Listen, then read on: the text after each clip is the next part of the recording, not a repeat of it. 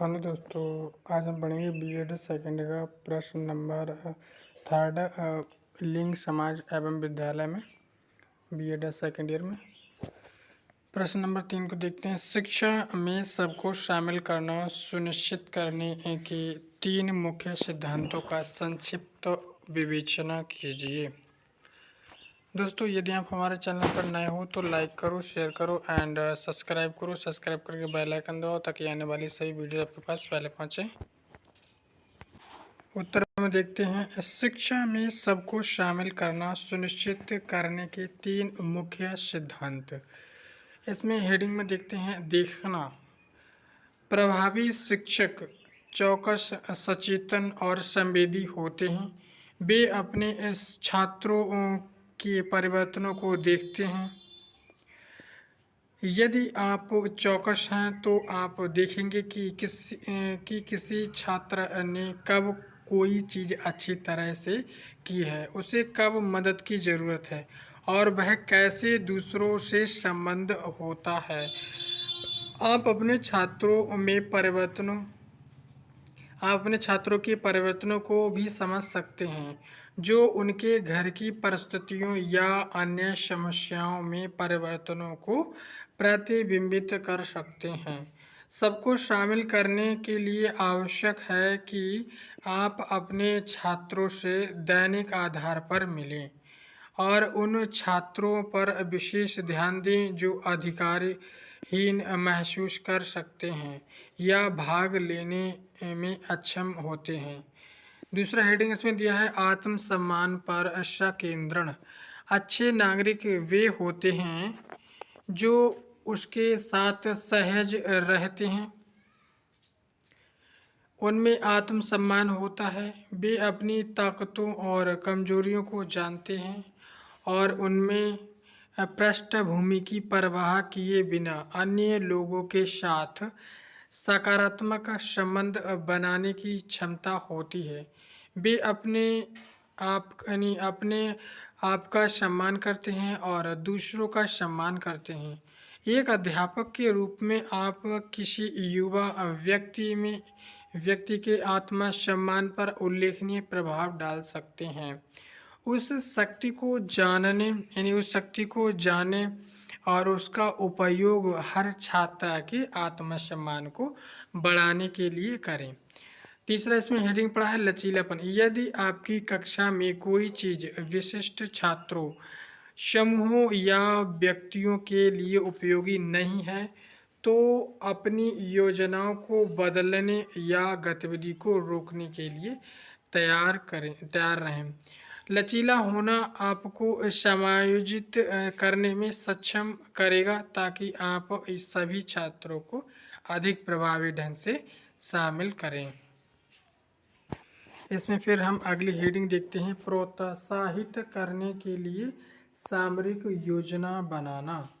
इसमें पहला पॉइंट है आप अब एक अल्पसंख्यक समुदाय के आर्थिक रूप में कमज़ोर तबके की छात्राएं जिन्हें शिक्षा तक पहुंच और जागरूकता की कमी है और पूर्वाग्रह की वस्तु है के इसी उदाहरण या अपने विद्यालय के लिए आपके द्वारा पहचाने गए वैकल्पिक समूह का उपयोग करके एक योजना बनाएंगे।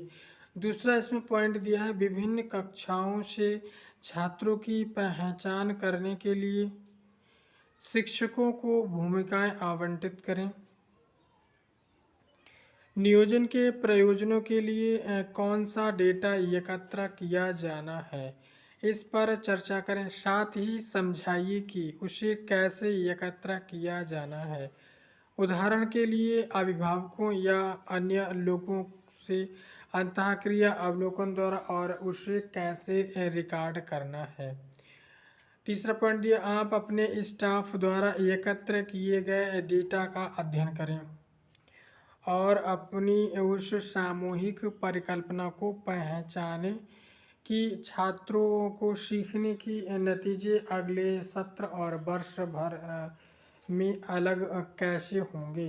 चौथा पॉइंट दिया, इन छात्रों के साथ एक समरूप समूह के रूप में नहीं बल्कि व्यक्तिगत आधार पर काम करने की रणनीति विकसित करें, जिसमें उनके अभिभावकों और अपने स्टाफ को इस लक्ष्य की ओर शामिल करें। क्या अन्य लोग हैं जो आपको इस विषय पर सलाह देकर मदद कर सकते हैं?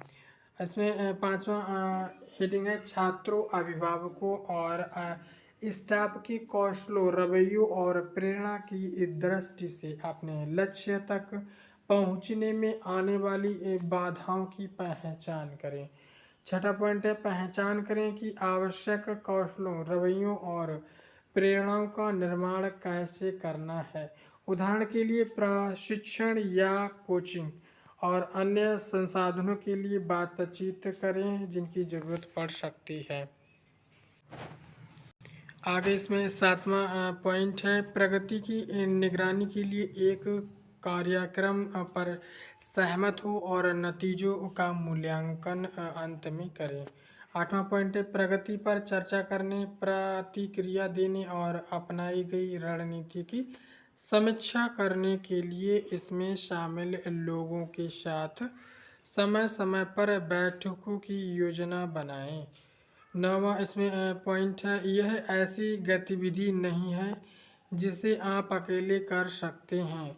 समग्र विद्यालय दृष्टिकोण को सुनिश्चित करने के लिए आपको टीम के अन्य लोगों को शामिल करना होगा। आप लक्षित छात्रों या छात्र परिषद को शामिल करने पर भी विचार कर सकते हैं। यदि आपके विद्यालय में ऐसी कोई संस्था है, आप चाहें तो इस विशिष्ट समूह से संबंधित मुद्दों को समझने वाले किसी सामुदायिक समूह की सलाह या विशेषज्ञता का उपयोग भी कर सकते हैं। इसमें अगला पॉइंट है, प्रतिबंध एक उद्देश्यपूर्ण प्रक्रिया है। किसी भी संगठन के कुछ मूलाधार उद्देश्य होते हैं जिनके कारण उसका अस्तित्व है। यह उद्देश्य सरल एवं स्पष्ट होने चाहिए। प्रत्येक संगठन के उद्देश्य भिन्न होते हैं। उदाहरण के लिए एक फुटकर दुकान का उद्देश्य बिक्री बढ़ाना हो सकता है, लेकिन द स्पार्टिक्स सोसाइटी ऑफ इंडिया का उद्देश्य विशिष्ट आवश्यकता वाले बच्चों को शिक्षा प्रदान करना है। प्रबंधन संगठन के विभिन्न लोगों के प्रयत्नों को उन उद्देश्यों की प्राप्ति हेतु एक सूत्र में बांधता है। इसमें दूसरा पॉइंट है, प्रबंध सर्वव्यापी है। संगठन चाहे आर्थिक हो या सामाजिक या फिर राजनीतिक, प्रबंध की क्रियाएं सभी के समान हैं, यानी सभी में समान है। एक पेट्रोल पंप के प्रबंध की भी उतनी ही आवश्यकता है जितनी कि एक अस्पताल अथवा एक विद्यालय की। भारत में प्रबंधकों का जो कार्य है वह यूएसए, जर्मनी अथवा जापान में भी होगा। वह इन्हें कैसे करते हैं या भिन्न हो सकता है। यह भिन्नता भी उनकी संस्कृति, रीति रिवाज एवं इतिहास की भिन्नता के कारण हो सकती है। तीसरा दिया है इसमें, प्रबंध बहुआयामी है। प्रबंध एक जटिल प्रक्रिया है जिसके तीन प्रमुख परिमाण हैं जो इस प्रकार हैं। सभी संगठन किसी न किसी कार्य को करने के लिए होते हैं।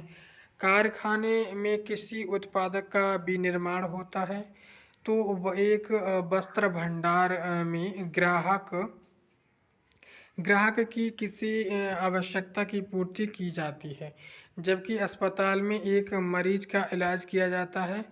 प्रबंध इन कार्यों को प्राप्य उद्देश्यों में परिवर्तित कर देता है तथा इन उद्देश्यों को प्राप्त करने के मार्ग निर्धारित करता है।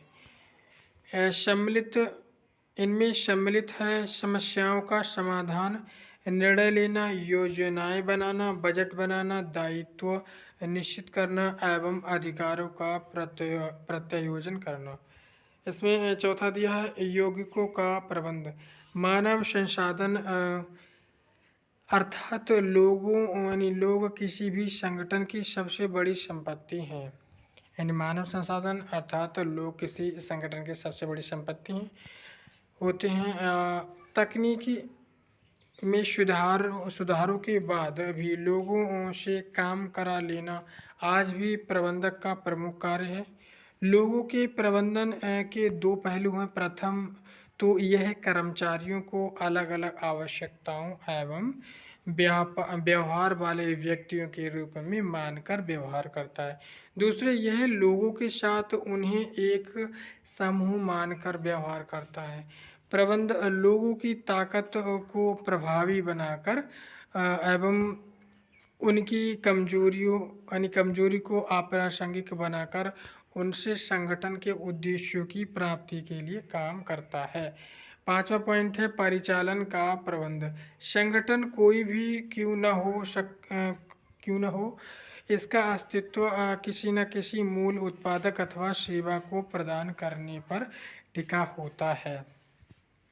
इसके लिए एक ऐसी उत्पादन प्रक्रिया की आवश्यकता होती है जो आगत माल को उपभोग के लिए आवश्यक निर्गत में बदलने के लिए आगत माल एवं तकनीकी के प्रवाह को व्यवस्थित करती है।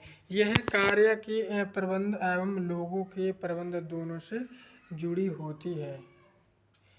छठा पॉइंट है प्रबंध एक निरंतर चलने वाली प्रक्रिया है। प्रबंध प्रक्रिया निरंतर एकजुट लेकिन पृथक पृथक कार्यों नियोजन संगठन निर्देशन नियुक्तिकरण एवं नियंत्रण की एक श्रृंखला है। इन कार्यों को सभी प्रबंधक सदा साथ ही निष्पादित करते हैं।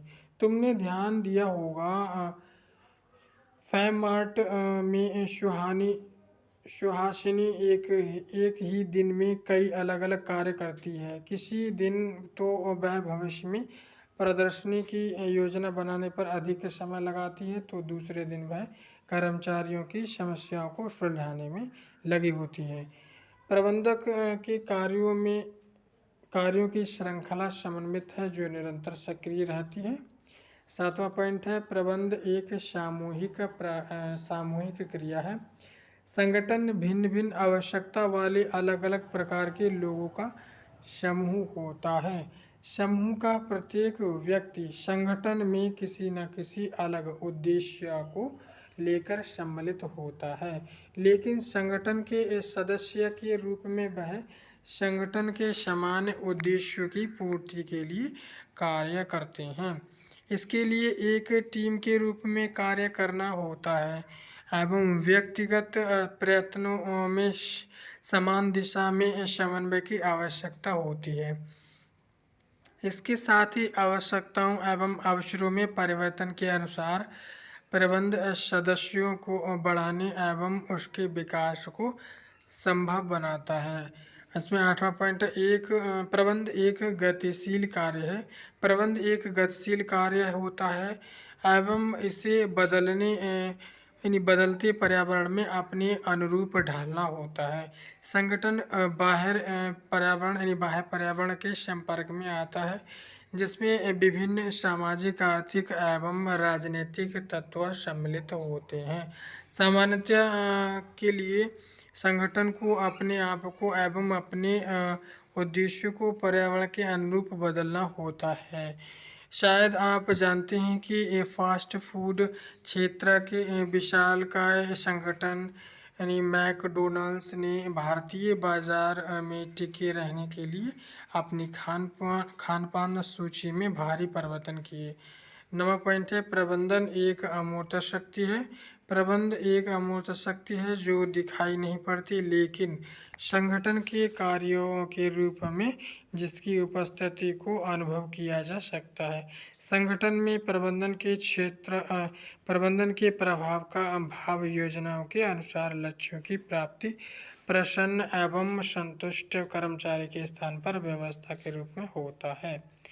आज के लिए इतना ही। यदि आप दोस्तों हमारे चैनल पर नए हो तो लाइक करो, शेयर करो, हमसे जुड़ने के लिए सब्सक्राइब करके बेल आइकन दबाओ ताकि आने वाली सभी वीडियोस आपके पास पहले पहुंचे। थैंक यू दोस्तों।